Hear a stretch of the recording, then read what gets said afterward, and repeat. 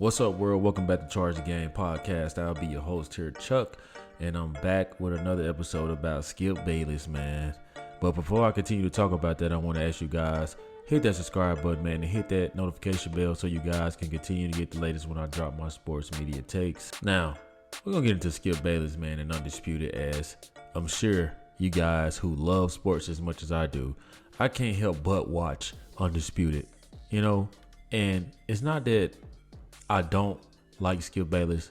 To be honest, I'm one of the few people who really do like Skip Bayless because he's just an old stubborn man stuck in his ways, but I do see a lot of good in Skip. And the same thing happened with Shannon Sharp. I honestly kind of like Skip Bayless a lot more than Shannon Sharp because I don't like the way Shannon Sharp slanders young athletes based off of how he thinks and how he rolls as an athlete. Like the stuff that he said about Zach Wilson or anybody that's trash or anybody that's really a good talent in the league. Sometimes I feel like Shannon Sharp does throw shade, and it's only because he's a 3-time Super Bowl champion and he's a Hall of Fame. Everyone knows that. But this video is about how Skip Bayless, man, he's ruining the show. And why I say he's ruining the show? Honestly, lately, Richard Sherman has been carrying that show. I mean, he goes at Skip 100 miles per hour. He does not back down. And I like the way that he carries himself. And I believe he went to Stanford or something like that. But he's a very educated guy. But Skip Bayless, man, he keeps talking about these same topics. His obsession with 4 things: Michael Jordan, Tom Brady, Cowboys, and LeBron James, right? Except I've been watching Undisputed the last few weeks, right? The 3 topics, I already know how the week is going to go. They're going to talk about Sunday football, right? They're going to lead the show with Dallas Cowboys. His obsession with Dallas Cowboys is why he will not prevail in the sports debating industry. Sports commentary there's so much going on with sports. But because he's obsessed with these Dallas Cowboys, they suck. Okay, I'm going to call it like it is. I'm a Philadelphia Eagles fan, and I will forever say that until Jerry Jones moves himself out of the way, until Dak Prescott is no longer on that team, they aren't going to be able to compete with the Eagles for a long time. So I'm saying that to say I don't understand why Skip Bayless he's continuously leading the show with these topics of, and I can only imagine how it's going to be when basketball season starts. He actually doesn't talk about LeBron James a lot as of now, but give it a few weeks when the season tip-off happens. He'll be back talking about LeBron James. But his obsession with the Dallas Cowboys and Deion Sanders, right? Those are his go-to topics. And it's just like Skip Bayless is a lot like Jerry Jones. Jerry Jones, the owner of the Dallas Cowboys, does not know that what he's doing does not work. He's stuck in his old ways and he will not move out of the way. Therefore, the Dallas Cowboys act a lot like Skip Bayless. They don't know that they suck. They don't know when to shut up. Look at Michael Parsons. You see what I'm saying? Michael Parsons is still talking. You know what I mean? Because he's a reflection of the Dallas Cowboys. Who else is a reflection of the Dallas Cowboys? Skip Bayless. He's pulling up the same content. And I don't know if he is aiming to say things that will reach way deep into the players in that locker room. But first off, those players got to play, right? They have to want to play. There is no one on that team, no head coach, and no general manager that is lighting a fire under these Dallas Cowboys' ass, and that's why they are trash. And Skip Bayless, not only does he talk about the Dallas Cowboys all day, his segments are literally 20 minutes, 15 minutes. Then you got Michael Irvin on there adding fuel to the fire and empowering Skip Bayless to continue and talk about these Cowboys as if they are number one, as if the 49ers did not give them enough of an ass whooping. Skip Bayless continues to go out here and make excuses. His love and selfishness for that topic alone is why that show is failing. You can tell that Skip Bayless does not ask his co-host what they want to talk about. He tells them what to talk about, and they have to give their input. But it's only so many ways you can dissect a topic.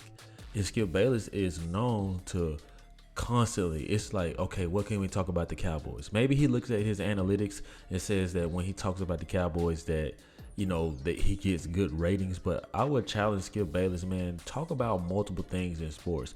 Show everybody else your personality. Let Keyshawn Johnson lead topics. Let Richard Sherman lead topics. Don't assign the topics and just force people to talk about things, and you wonder why you feel alone on that show when everybody is lighting your ass up, especially Richard Sherman. Because Keyshawn Johnson, he straddled the fence, and Michael Irvin, he's just a media puppet.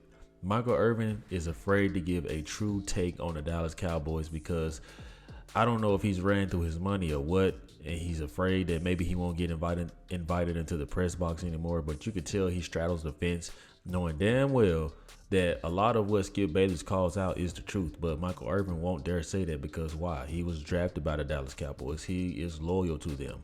And that's why I give all the credit to Troy Aikman, because Troy Aikman does not give a damn. Troy Aikman calls it like it is. If Skip Bayless looked at the Cowboys the way Troy Aikman did, maybe his show would be a lot more successful. Nobody really wants to go on the show and be delusional. And not only that, you are trying to convince your audience, the people who are watching the show, to be delusional with you. And that's just sad. It's just very sad. And like Shannon Sharp said, man, you get tired of talking about what Skip Bayless wants to talk about. You get tired of talking about what, the Dallas Cowboys and LeBron James. It just gets played out. And I would challenge Skip Bayless to definitely go a different direction if he wants to stay in this business for the rest of his however long he wants to commentate on sports. Because besides the Dallas Cowboys, people, I'm not even trying to be funny. I'm quite tired of hearing about Shedeur Sanders. Okay, I'm tired of hearing about Shedeur Sanders, and I'm tired of hearing about the Colorado Buffs. It's not that I don't like the Colorado Buffs. It's just there are way more other teams doing stuff in sports that is not covered. You know who does a good show and who I think is the best at FS1? That is Colin Cowherd, because he invites the right people on the show. He's a one-man band. You don't see Colin Cowherd having a table full of people giving their inputs. He has the guy Jason McIntyre, and it's just him and that guy. And he will occasionally invite a host onto his show and his platform. He's unapologetic about who he is, and he knows true sports. Now, Skip Bayless, he needs that, because Skip Bayless does not know how to thrive by himself. He has to go and copy Stephen A. Smith. He has to have a round table with an athlete. He has to have other opinions. And most importantly, he has to have black people. Because guess what? Nobody wants to see a dried up, wrinkled-faced old man talk about the Dallas Cowboys all day. Especially because that's America's most hated team, right? They say it's America's team, but it's really America's most hated team. Secondly, man, can we please show love to other colleges? There are other colleges out there that are doing superb things out here in these streets, and yet we talk about Shedeur Sanders and his money. Good for Shedeur Sanders, right? Good for Shedeur Sanders, but at the end of the day, we know that it's prime time, Skip. We know that Deion Sanders is a person that is, enjoying the media coverage and doing what he's doing, in college football. But I told you guys, I said that after Oregon smashed those boys, that they were going to start dwindling down and topics about Deion Sanders. Now, First Take did. However, Skip Bayless has not. You know why? He's desperate. He's desperate to save his show, so he has to continuously say things. And you can see in his face, he just looks so tired. So tired because he's a stubborn old white man who does not want to give up. Give it up, man. Go be with Ernestine. Go live your life, Skip Bayless. Because I'm almost certain that, man, I'm not trying to be funny. The Dallas Cowboys winning a Super Bowl at this point with Jerry Jones in the way, like Skip Bayless, you won't probably see that. Okay, that's just the truth. And I know that it's probably hard for him to grasp, but that's the truth. Okay, and you gotta go on a different hand and baton. Maybe start mentoring somebody to come up under you, Skip Bayless, and give the show to somebody else, or mentor somebody to follow up with you. If you for whatever reason that time comes for you to give up the show. But I think that the way that Skip Bayless has been covering Undisputed, man, it's just been so sad. It's been so desperate, and you could just tell that Skip Bayless is on his last leg, and you look really, really crazy because Shannon Sharp is on the other network flourishing.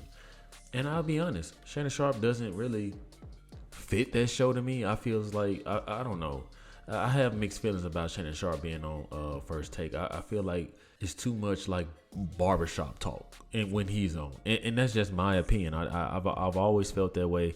I feel like the show was more balanced with the JJ Redick, in my opinion.